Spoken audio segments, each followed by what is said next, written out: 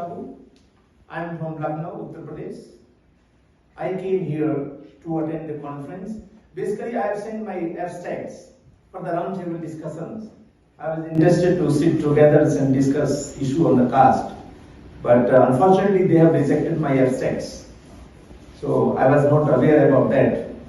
Recently, 2 days before, I have seen my abstract is they have mentions to the oral presentations. But anyhow, I will discuss little bit about the caste. I will talk in the mixed language, Hindi and English. So please don't mind. If you allow me, I will do this.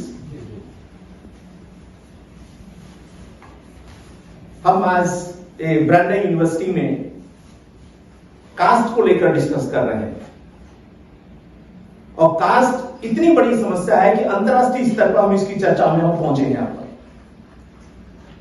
Doctor B are Ambedkar, जिनको ज्ञान का प्रतीक कहा जाता है, भारत के संविधान रचयिता थे। उन्होंने 1916 में अमेरिका में आकर के कोलंबिया यूनिवर्सिटी में अपनी कास्ट इन इंडिया नाम की पहली किताब थी और उसको प्रेजेंट करते हुए पूरे विश्व के लोगों को आगाह किया था कि जातिवाद, भारत का जातिवाद एक बहुत बड़ी समस्या है। इसने भारत के बहुसंख्यक समाज, जिसमें schedule caste, schedule tribe, other backward and religious minority के लोग आते हैं, जिनकी संख्या आज की तारीख में देखेंगे तो लगभग 90% के आसपास है, उनको मूल अधिकारों से वंचित कर रखा है, बेसिक कम्युनिटी से दूर कर रखा है।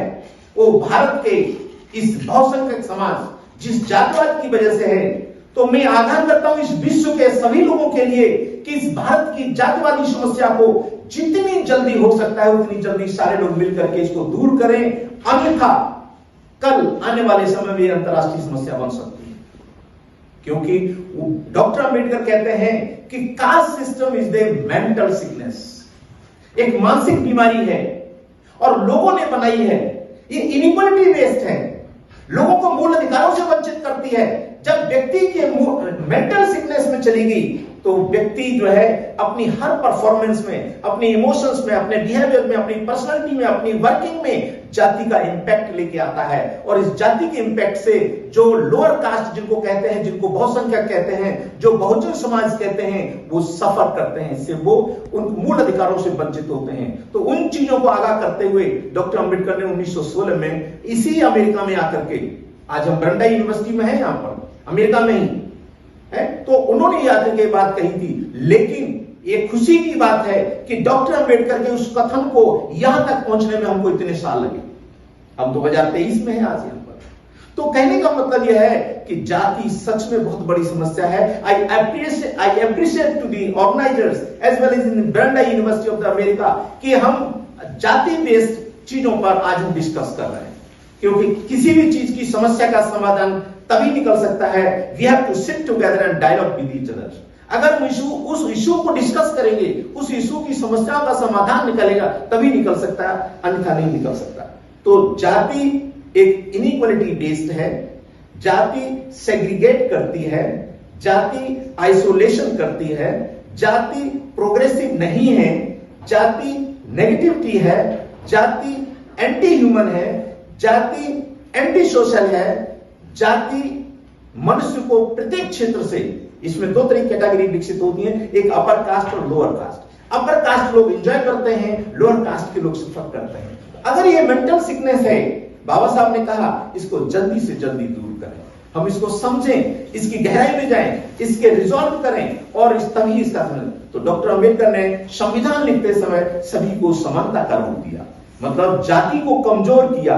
जाति कमजोर होनी चाहिए थी, इक्वलिटी बेस्ड।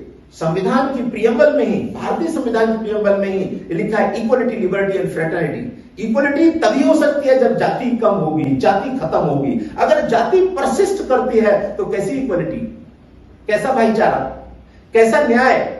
इन सारी चीजों से भारत के बहुसंख्यक समाज आज भी सफर करते हैं, मीडिया के माध्यम से, आपके डिफरेंट लेवल से, इवन लोगों की वॉइस से, लोगों के संगठन के माध्यम से, लोगों की ऑर्गेनाइजेशंस में, यहां तक पॉलिटिकल पार्टीज के माध्यम से भी ये पता चलता है लोगों को न्याय नहीं मिल रहा।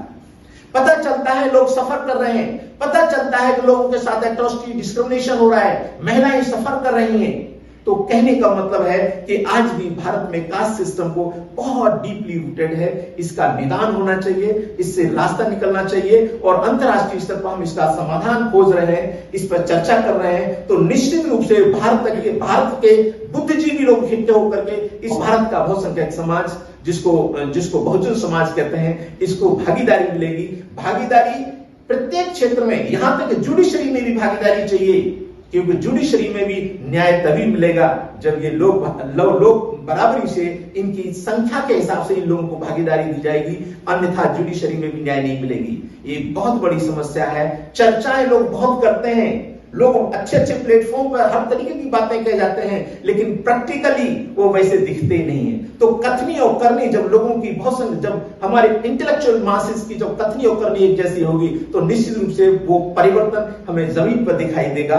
और हम इसी के साथ में अपनी, क्योंकि काफी लोग अपनी बात कह चुके हैं और लास्ट है मेरे ख्याल से, और मैं भी पूरी तरह से तैयार होकर नहीं आया था, लेकिन फिर भी मैंने कहा मैं पहुंच गया हूं तो जरूर दो शब्द जरूर कहूंगा। तो इसी को, अपनी बात को रखते हुए सभी लोगों को मैं अपना जय हिंद नमो बुद्धाय और मेरी शुभकामनाएं हैं कि ये जो डिस्कशन है जाति बेस, ये बहुत आगे बढ़ना चाहिए और भारत की समस्या का निदान होना चाहिए। तभी हम बाबा साहब को सल्यूट करेंगे और तभी हम बाबा साहब के विजन को आगे बढ़ा पाएंगे। आज की तारीख में बाबा साहब नहीं है हमारे सामने, लेकिन उनकी फिलॉसफी इतनी सशक्त है कि पूरा विश्व बाबा साहब को नतमस्तक करता है, सल्यूट करता है। जय भीम नमो बुद्धाय।